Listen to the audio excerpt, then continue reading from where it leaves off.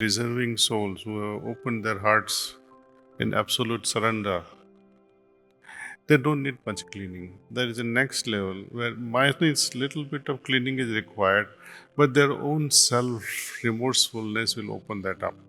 Whenever I have conducted individual sittings, meditation face to face with one single abhyasi, or whenever I am sitting alone and trying to transmit world over, what really happens, I would like to share that with you today. I'll try my best to explain so that once you understand how it works, maybe you'll cooperate more. For example, when there is a bandara and I'm giving a sitting, transmission is given to all equally. But does everyone benefit equally? Does everyone have the same experience?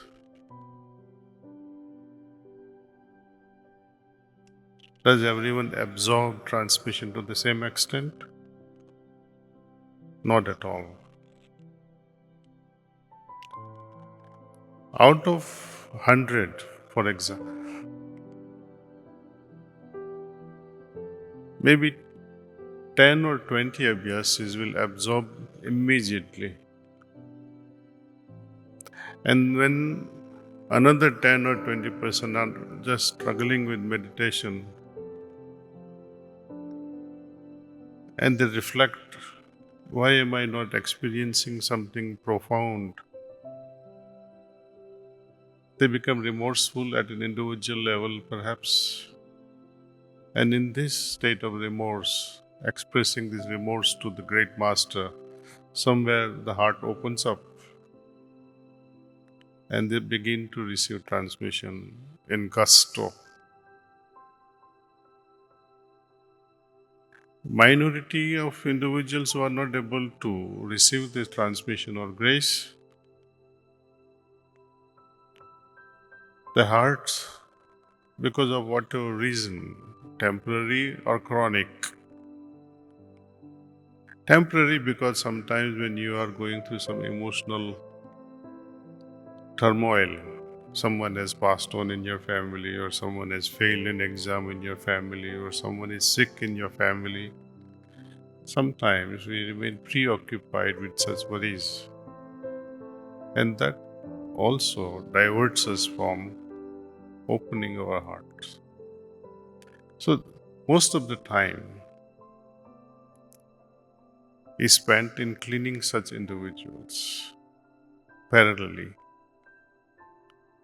Those who are ready to receive, deserving souls who have opened their hearts in absolute surrender, they don't need much cleaning. There is a next level where minor little bit of cleaning is required, but their own self remorsefulness will open that up. There is another level of abhyasis. They must be clean, and this is sometimes the majority of us. So prior to coming for group satsangs and prior to taking individual sittings from preceptors, it would be worthwhile if you can do your own cleaning. If we want to take real advantage of group satsangs with Master.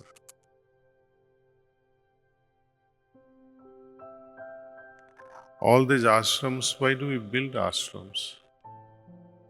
I would request world over in all our ashrams and wherever we are having group satsangs or wherever preceptors are conducting satsangs, but especially in the ashrams, it should not become just a Sunday activity or a Wednesday activity or once in a while activity. At least, I say again, at least minimum, spend your weekend in the ashram. That's why we have accommodation facility in many ashrams.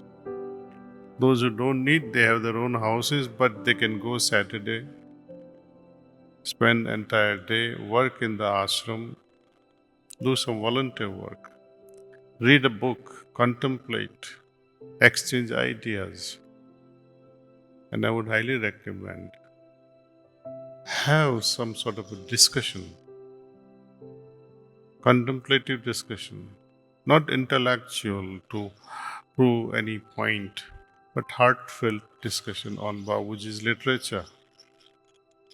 Start with reality at dawn. Someone from the group of 20 perhaps, group of 10 perhaps, read a paragraph or two paragraphs and discuss this thing. Read two or three whispers in a small group and see what is trying to convey and learn from each other.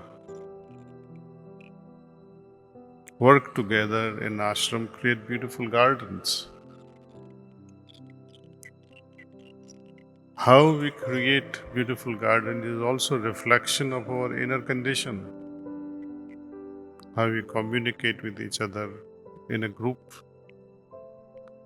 Hearts oozing with love, not with competition, not with jealousy, not to crush over another person, step on the person and walk and try to have your own success.